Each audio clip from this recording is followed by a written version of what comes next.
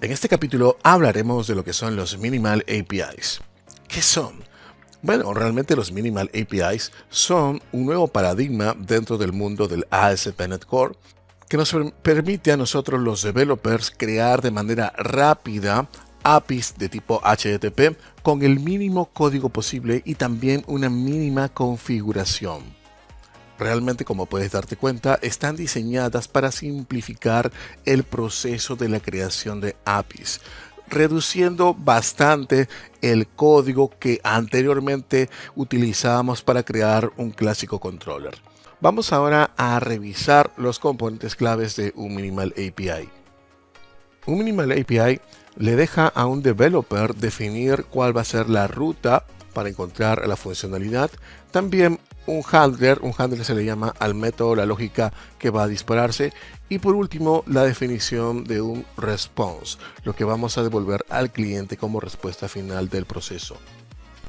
Entonces vamos a tener las rutas donde dentro de esta sección indicamos cuál es la ubicación, la URL del recurso a consumir.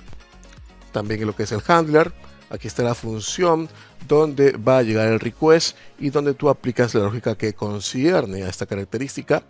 Y por último, el response, lo que vas a devolver al cliente.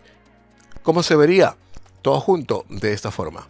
Tenemos, por ejemplo, en la primera sección la ruta, la segunda sería lo que es la función y la tercera, que está incluida dentro de este handler, vendría a ser el response que incluimos en la función. Pero tranquilo, esto lo vamos a explicar dentro de este video, cómo vamos a implementar lo que es el Minimal API. Lo que podemos notar es de que está utilizando un objeto de tipo app. Este objeto app es el Web Application Object. Para reducirlo, concluirlo, digamos que el app se refiere a una instancia de la clase Web Application que actúa como el punto de entrada principal para tu aplicación de .NET. Y gracias a este objeto app es que nosotros podemos configurar otros componentes clave de mi aplicación, como un middleware, los services, también lo que son los handling pipelines y también configurar cómo la aplicación va a funcionar cuando ésta arranque. También incluye algo muy importante, el manejo de los endpoints. En este caso, nosotros vamos a manejar los endpoints utilizando Minimal APIs. Por ese motivo es de que utilizando este objeto app, estoy agregando a este Minimal API map.get, que tiene este endpoint que se llama hello. Claro que es un ejemplo simple. Y te darás cuenta también de que este objeto app existe dentro del program.cs. Pero ahora aquí tengo un problema. Yo quisiera factorizarlo. Yo no quisiera que esté en mi Minimal API map.get dentro del program. Quisiera que estuviera en otro archivo. ¿Cómo lo puedo hacer? En ese caso tendríamos que extender la funcionalidad de este app y del constructor de los endpoints que ya viene incluido dentro del marco del SDK de .NET. Eso lo vamos a hacer a continuación. Si vamos a nuestro proyecto, aquí podemos verlo. Esta es la carpeta de Event Sourcing. Aquí están mis microservices dentro del directorio Projects. Aquí vamos a ir a Ticketing Command, la Microservice Command. Y dentro del Program.cs, ya en los capítulos anteriores, habíamos creado este Minimal API enfocado en la creación de un ticket. Pero te he mencionado de que no quiero de que los Minimal APIs estén dentro de esta sección, dentro de este archivo program.cs, sino que quiero que la definición de estas APIs se dé dentro del directorio Futures. ¿Lo recuerdas? Dentro de ticketing.command, aquí me aparece Futures y aquí está el ticket create. Aquí lo he abierto. Voy a maximizar ahora mi archivo. Y pueden notar que tengo aquí la clase TicketCreate, efectivamente, que está actuando como si fuera un container. ¿Por qué un container? Porque al interior de esta clase se encuentran otras clases más, como por ejemplo esta clase que se llama TicketCreateRequest, que representa al componente que recibe los datos del request que me envía el cliente. También tengo el TicketCreateCommand. Tengo también el Ticket Create Command Validator, la validación de los datos que están en el command. Y también un Ticket Create Validator que valida la data del request. Por último, tengo también otro componente llamado Ticket Create Command Handler. Entonces, todos los componentes que se encargan de crear, procesar este ticket, crear la funcionalidad de crear un ticket, se encuentran dentro de esta clase. Y dentro de esta clase Container Ticket Create es donde debo crear al Minimal API. Ese es mi objetivo. Profesor, entonces tiene que agregarle una funcionalidad de tipo endpoint a esta clase para que pueda reconocer a un componente Minimal API. Sí, es verdad. Eres muy inteligente, así es. Tengo que agregarle funcionalidades de tipo eEndpoint Root Builder. Esta interfase eEndpoint Root Builder es la encargada de hacer el mapeo de los endpoints que te va a enviar en sus requests el cliente. Entonces necesito implementar dentro de este Ticket Create a ese eEndpoint Root Builder.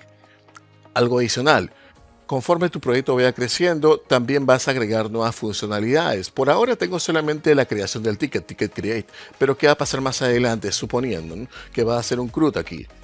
Vamos a tener que agregar un ticket update, creación, actualización de ticket, de repente un ticket delete, eliminación de un ticket, de repente un ticket get, una consulta de tickets. Entonces, conforme vayas avanzando con el proyecto, también vas a ir creando nuevos componentes del mantenimiento de la data. Y cada uno de estos features va a tener su propio Minimal API. Entonces, ¿por qué no crear un archivo que represente la implementación de funcionalidades comunes sobre estos Ticket Create, Ticket Update, Ticket Get, etc.? Es justamente lo que vamos a hacer en este momento. Vamos a ir hacia Futures, aquí estoy en Futures, y voy a agregar una carpeta aquí dentro de Futures que se va a llamar APIs. Y dentro de APIs, mira, vamos a crear un archivo que se llame minimal API. Listo.cs. Vamos a agregar aquí su namespace, ticketing.command.futures.apis. Y aquí vamos a agregar un public interface que le voy a poner minimal apis. Discúlpame, minimal API sin la S. Y dentro vamos a agregar un método común. Ese método común lo voy a llamar un add endpoint, que agregue un endpoint. Y va a inyectar, va a hacer un binding de un objeto que hemos hablado hace un momento, el eEndpoint Root Builder. eEndpoint Root Builder, listo. Endpoint Root Builder. Voy a maximizar aquí para que se pueda ver mejor. Perfecto. Muy bien, entonces este es el objeto que voy a inyectar, porque este es el encargado de crear el objeto Minimal API. Es decir, utilizando a este Endpoint Root Builder, vamos a crear un Minimal API para que genere un método post, un método get, un método put, un método delete, lo que tú quieras.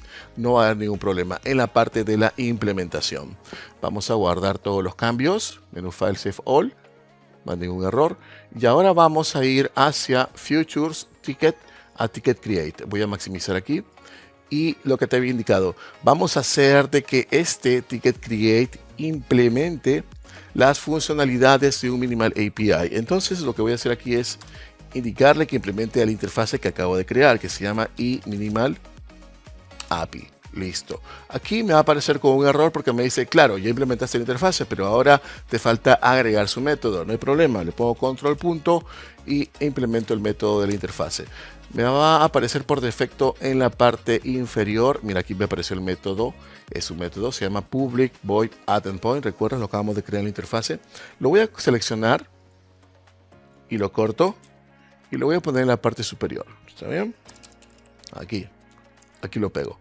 Perfecto, muy bien. Y aquí es donde tendría que agregar la lógica del Minimal API. Aquí decido si quiero que ese Minimal API sea de tipo get, post, put, delete, lo que tú decidas. Y también agregas acá el endpoint, la URL que representa el acceso al recurso. Voy a guardar todos los cambios. En el próximo capítulo vamos a revisar esta implementación, pero también tenemos que ver el tema del registro de esta Minimal APIs automático, y para esto vamos a utilizar un mecanismo de reflection dentro de .NET. Nos vemos en el próximo capítulo.